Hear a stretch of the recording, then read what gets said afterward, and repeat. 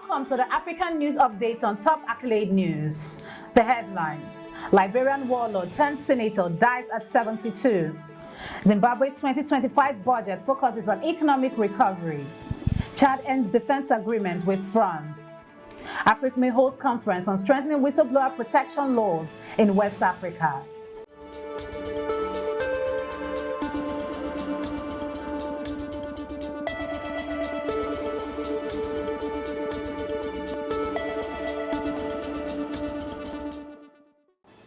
In politics, Liberian warlord-turned-senator dies at 72.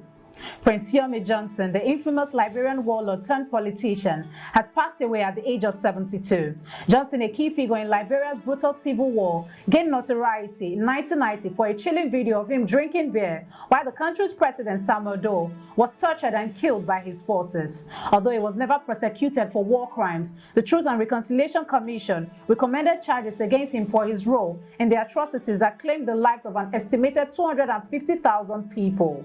Johnson went on to serve as a senator from 2005, playing a major political role and backing the last three presidential candidates. While praised by many from his home region in ENYIMBA County for his political influence, his death has drawn mixed reaction, with some viewing it as a missed opportunity for justice, particularly for victims of the civil war. Shifting focus to economy, Zimbabwe's 2025 budget focuses on economic recovery. Zimbabwe's Minister of Finance, Mthuli Nkumbe, has unveiled the 2025 national budget, prioritizing economic recovery, inflation control, and currency stabilization. A notable highlight is the $1.9 billion sent by Zimbabweans abroad in 2024, contributing 16% of the country's foreign exchange inflows. However, concerns remain as the government targets the working class with a reduced tax-free income threshold of just $103 amid ongoing struggles with low wages and poverty.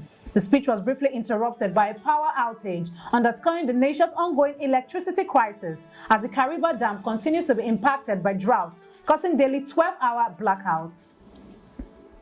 In international relations, Chad ends defense agreement with France. Chad's government has announced the termination of its defense cooperation agreement with France, signaling a shift towards the redefining of its sovereignty and security priorities. The move, described as historic by Chad's foreign ministry, comes as the country seeks to diversify its strategic partnerships beyond France amid ongoing anti-French sentiments in the region. Chad, one of the last countries in the Sahel with a significant French military presence, has been exploring new alliances with countries like Russia, Turkey, and the UAE. While the decision marks a turning point, Chad emphasized its desire to maintain historical ties with France in other areas of mutual interests. Moving to security, AFRICMIL hosts conference on strengthening whistleblower protection laws in West Africa. The African Center for Media and Information Literacy, with support from the MAGGOT Foundation, has convened a two-day conference in Abuja to address the urgent need for stronger whistleblower protection laws in West Africa. The conference themed Reducing Corruption in West Africa, the importance of whistleblowing and whistleblower protection legislation, highlight the lack of legal safeguards for whistleblowers across ECOWAS member states, with Ghana being the only country with such laws in place. AFRICMIL coordinator Chido Onuma expressed concern over the region's slow progress in this area, while anti-corruption groups and officials, including EFCC chairman and representative, called for greater legislative efforts to protect whistleblowers. You are watching the African News Update on Top Accolade News. Do stay with us.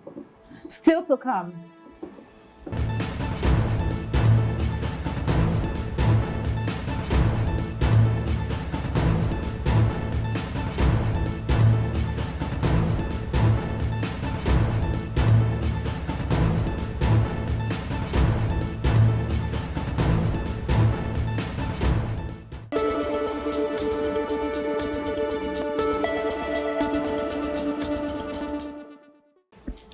Thanks for staying with us. In agriculture, Zimbabwean farmers embrace MAGGOT farming as a sustainable solution to drought and food insecurity. In southeastern Zimbabwe's region, where droughts have devastated traditional crops like corn, farmers are turning to unconventional solutions. Initially, many farmers feared that flies would bring more harm than good and that they are commonly associated with cholera outbreaks. But after training sessions led by experts from the government, farmers have embraced farming maggots. This innovative approach provides an alternative source of nutrition and income for them, offering a glimmer of hope in a region struggling with extreme weather and food insecurity. Moving to disaster. Rescue efforts continue in Uganda following deadly landslides. Rescue operations are ongoing in eastern Uganda after a devastating landslide buried homes in Bulambuli district following heavy rains on Wednesday night. At least 15 people, including 7 children, have died, with 113 others reported missing. Former Minister for Energy and current Women MP for Bulambuli, Irene Muloni, has called for the immediate relocation of residents from the disaster-hit areas due to the continued heavy rains and the risk of further landslides. 45 homes have been completely buried, and while rescue teams, including police and local volunteers, are working tirelessly, efforts are hampered by impassable roads. Muloni urged the community to stay with relatives as the region braces for more rainfall. In entertainment, Zambian actor opens up about son's struggle with drug addiction. Zambian actor and filmmaker Owens Wampe has publicly revealed that his son Mayamiko is struggling with drug addiction. In a Facebook post, Wampe shared the painful journey his family has faced, revealing how his son's addiction began with petty theft and escalated to living on the streets. Wampe hopes his openness will inspire other parents to confront the issue, which is often hidden due to the stigma in Zambia's conservative society.